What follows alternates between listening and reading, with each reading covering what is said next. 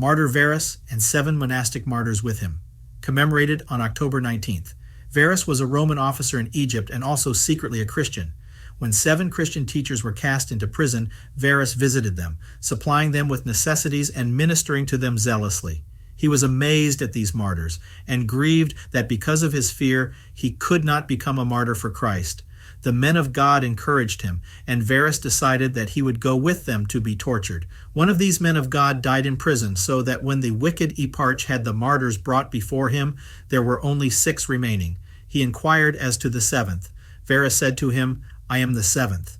The enraged governor tortured Varus first. He commanded that he be flogged with dry rods naked, and after that had him tied to a tree and sliced apart piece by piece until the saint gave his holy soul to God. His body was thrown on a dung heap. A Palestinian woman named Cleopatra, the widow of an officer, was there with her son John. She secretly took Varus's holy relics from the dung heap and buried them in her house. Then she begged permission from the eparch to take the body of her deceased husband from Egypt to Palestine. As she was the wife of an officer, the eparch immediately gave his permission. However, the blessed Christian Cleopatra did not take the body of her husband, but the relics of the holy martyr Varus instead.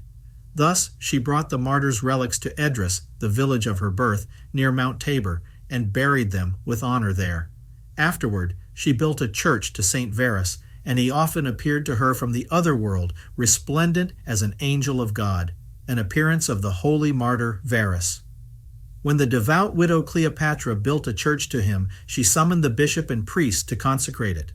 A large number of Christians gathered for this celebration, for the entire countryside venerated Saint Varys as a great healer and miracle worker.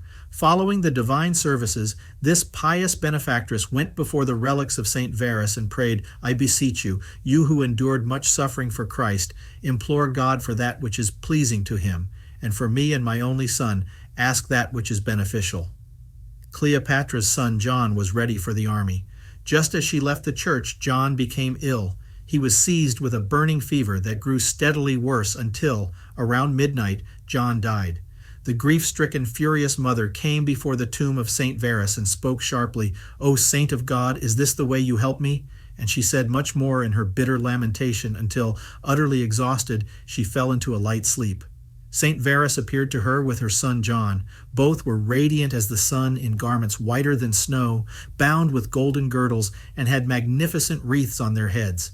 God's saint said to her, "Did you not pray to me to implore God for whatever was pleasing to him and beneficial to you and your son? I prayed to God, and he, in his unspeakable goodness, took your son into his heavenly army. If you so desire, here he is. Take him and place him in the army of the earthly king."